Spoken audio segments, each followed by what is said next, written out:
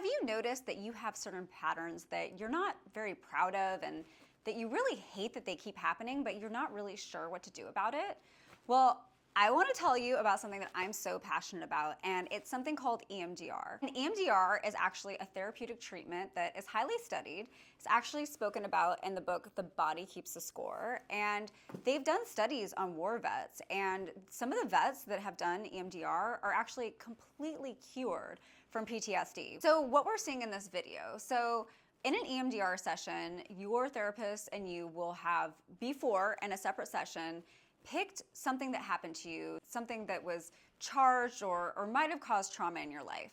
And you'll see that I'm sitting there and I have this plastic thing in front of me. It's a set of lights. And then you'll see my therapist, Mark, he's behind me. He has his clipboard. He has a bunch of different questions that he's planning on asking. And you'll see that I'm sitting there and I'm also holding these plastic things. And they're just pieces of plastic. They vibrate. And then you'll see as he's taking me back to the situation, which is a charged or traumatic situation. And as he's doing that, he's gonna run these lights back and forth. And you'll see those lights go back and forth. And then you'll also see that I'm breathing deeply throughout the session. And if I'm not breathing deeply, my therapist, Mark, he will remind me, your therapist will remind you to breathe. And that's part of the EMDR processing that's happening.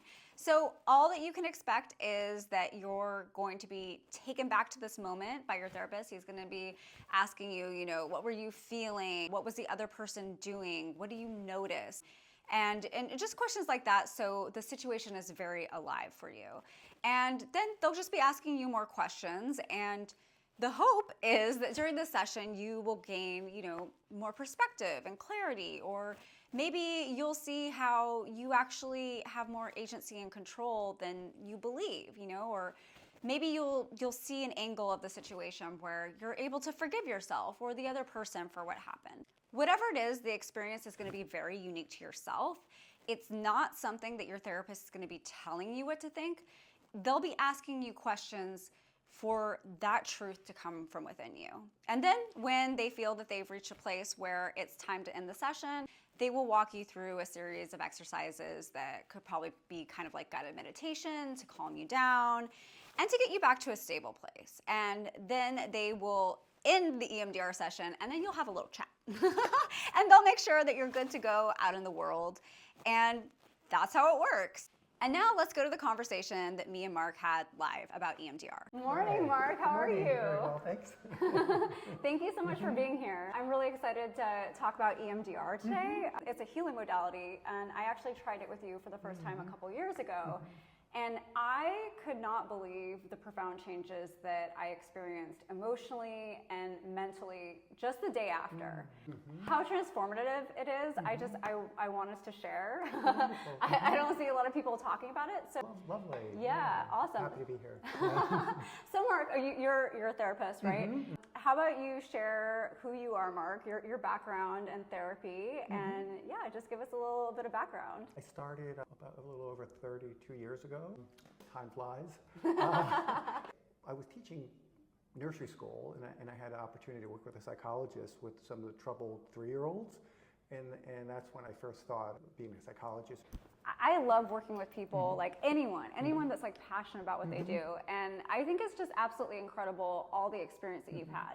Like you've worked in a men's shelter, a women's shelter, a psych ward. You've worked with people that are detoxing, and I just think it's incredible how in your career you've brought so many different modalities, including like meditation and acupuncture, as well as like therapy and all the things that we know. But so when was it that you started learning about EMDR, and when did you start working with patients on that? My supervisor from Enhanced Psychiatric was at Kings County Hospital, and she went to a training with William Zagwell, who's one of the first trainers to do with Dr. Shapiro directly. So what year was that? 2012. Okay. Yeah, okay, nice. About that, when I was learning about it through her. And then I looked into the training. I went through it. I left Kings County, and then I started a private practice. I had an office on 34th Street in New York City, and then I did the training, and it was wonderful. 6 months and plus another few months of like supervision. Yeah, I found it fascinating. And then I completed the training, and then I started using EMDR here and there.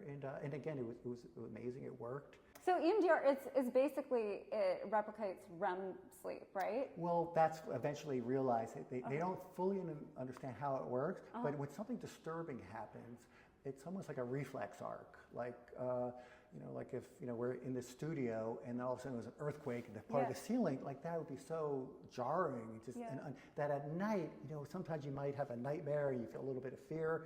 And then through REM sleep, the eyes go left and right, and it's like the brain sort of ping-pongs the experience back and forth. It seems to help move it along a little bit.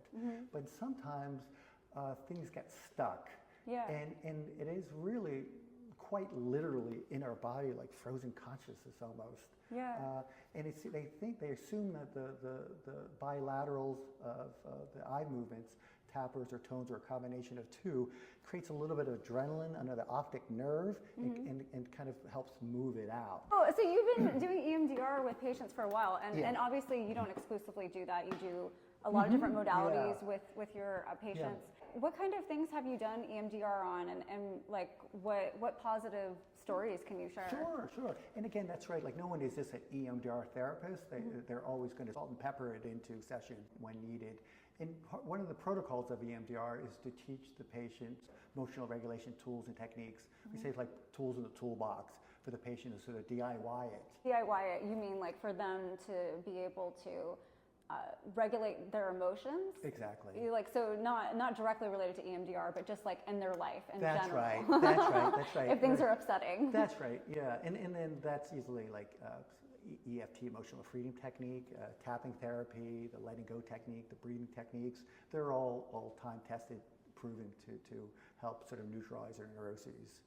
The first few times when I really saw so much success with it, I think it was early in my career. I was working with a Vietnam vet, a 70-year-old man, and when he was 21, he went to Vietnam, and he was, I think, outside Hanoi, and there was bombings coming, and he knew that, like, the difference between a rocket and a mortar, and he knew from the timing that, like, it was going to hit his area, and this young kid goes under his bunk, and he was trying to crawl through the concrete, and it was a dud. So he was preparing to die. So this was 50 years ago. He came back like a week later, and he mentioned that how when we neutralize the neuroses, we don't notice many times. His wife noticed. It was like I don't remember what it was. It was a would-be trigger that for a decade would trigger him. The wife is like, "Hello, honey, he didn't get triggered," and he was, and then good memories came up, and this is a byproduct of being, even in session. He started remembering how delicious the food was and how beautiful the plants were. And that was something he never even thought of for 50 years. So that was one of the first sessions that really was quite powerful. Oh, that's amazing. Other things that you help people with, is it addictions, phobias, Great question. It's all connected. And again, they're both connected to some sort of holding on to some neuroses, even in addiction. Again, it's just we're muting the emotional pain of something. So again, when something doesn't feel good, if we think about a disturbing thought long enough, again, there's a momentum factor. Eventually, we're going to feel it in our body. And the good news is, if you feel it, you can heal it. It works for depression, anxiety, addiction, phobias. A phobia is very effective with. Oh, nice. I had a woman who was scared of driving, again, or needles. It's really quite easy. That's a simple target. And again, if they can turn it on and imagine it, I'm guaranteed they'll feel it. And the stronger the charge, I found that the more movement we see. So Robin, I'm curious, what was your experience with EMDR? Yeah, I thought it was absolutely incredible. So the first time that we did EMDR together, I believe what we were targeting was a really charged conversation I had with my mom when I was probably like 8 or 9 years old. So it was something where I was working up the courage to tell her something that was really difficult for me to tell her, and I was crying a lot in that moment, and I think it might have been a time as a child where maybe I felt abandoned, and there was I don't know, there's a lot of emotions going on that were strong. But what I thought was so interesting was basically my experience when you did it was, you were asking me to go back to that moment. Like, what was I feeling? Like, where was I at? And, doing the lights in between and the breathing, and then, installing more a positive story of it, right? Because it was like, I think that when we have things that happen to us that are difficult, we might have a negative story that we're telling ourselves. And I think that was part of it, right? Was installing a positive viewpoint. And when I was done, I left calm. A part of the session was getting to a place where you're grounded. I remember we were doing the breathing. And so you're walking out of a session like feeling okay. You're not going to send somebody out into the world all charged. But what I thought was so incredible was the very next morning, this is how I noticed it. I used to be a very judgmental person to other people, to myself. And when I used to open up Instagram, I'd be like, oh, like this person, like what are they wearing? They think they're so cool. Like, oh my gosh, look at how dumb they look. And like, all this really negative, awful things would come up. To me, that was normal. Well, the next day after doing this is how I noticed the shift is I opened up Instagram, and not only was I not hearing that, but then I happened to scroll past somebody who I generally didn't like, and I felt such positive emotions for them. I was like, oh, I'm so this looks so wonderful. I'm so happy for them. And that's when I noticed it. I was like, wait a minute, all that negative commentary is gone.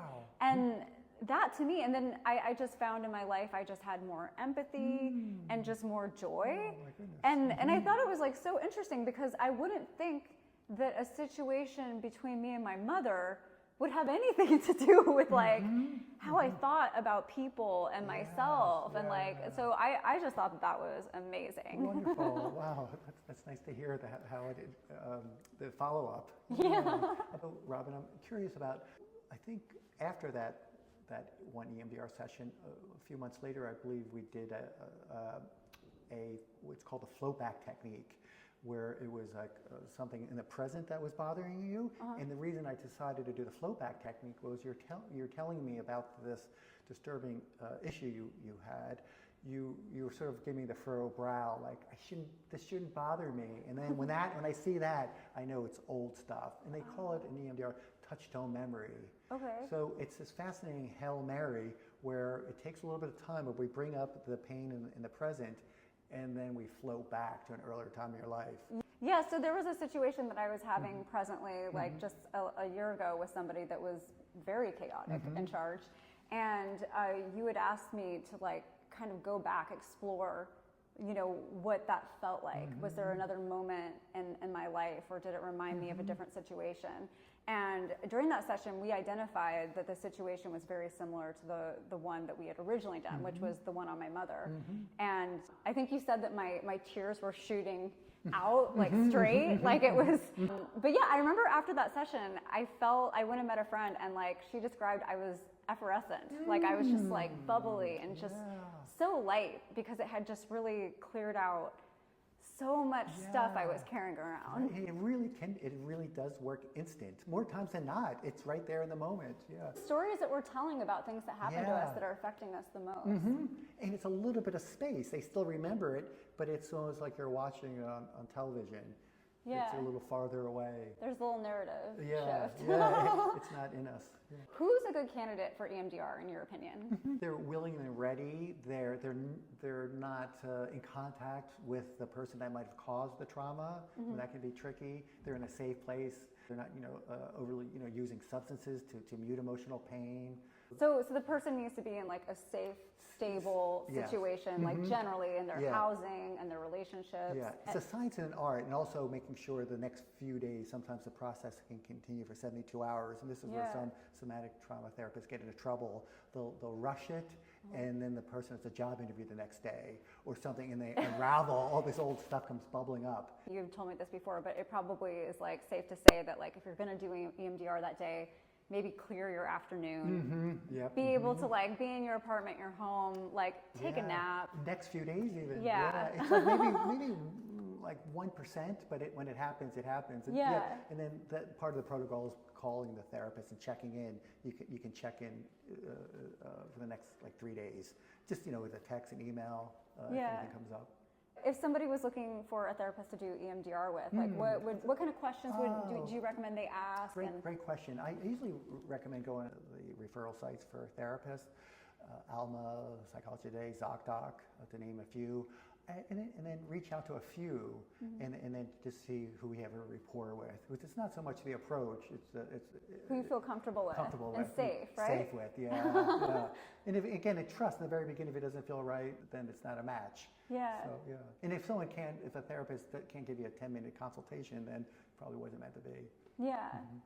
Okay, so let's go back to this video. So can you describe what's happening? I'm sitting there. I have some lights in front of me, and you're just going through a few steps, right? You're asking me like what the disturbing situation was, taking me back there, asking me how I'm feeling. So with EMDR, when all the initial boxes are sort of checked, they get familiar with equipment, family histories taken, emotional regulation tools and techniques are understood. I think it's, again, finding the right time. It's all about safety. Some patients, we're weary of bringing up the wound, the disturbing image. Again, it can be a future concern of something in the present or something in the past, which is over a year ago. But really, again, it's in us, and we have to feel it to heal it. So it's really very safe. So I have tissues there. I'm usually sitting behind the person so they feel safe. They can just look at the machine without any distractions. As I watch, I'll coach a little bit. My job is just to kind of feel the person's vibe, feel the energy, making sure they're breathing, and just look for twitches in their body. And sometimes, again, when something disturbing happens, flight gets so much recognition, but the freeze response is really what's happening with EMDR. It's trapped in the moment. Okay. Right? So sometimes the person could freeze in the moment and they won't breathe. Yeah. So I'm watching the person breathe and reminding them deep breaths. And then sometimes patients will say, do I have to keep the image in my mind?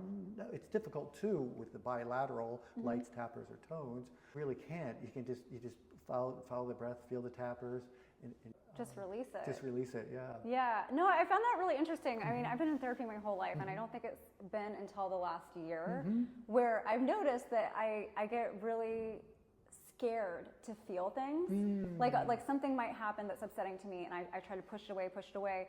But I've learned recently, if I just acknowledge it, like validate it's okay how I feel, and like to just breathe and be like, I'm experiencing anxiety, I'm experiencing sadness. It goes away. Wonderful. And I think the worst part about it that many of us feel is we're scared to feel it because we think it won't end. Yes. But it's like if you just welcome it in, That's right. acknowledge it, breathe. Like breathing is like the most important part, right?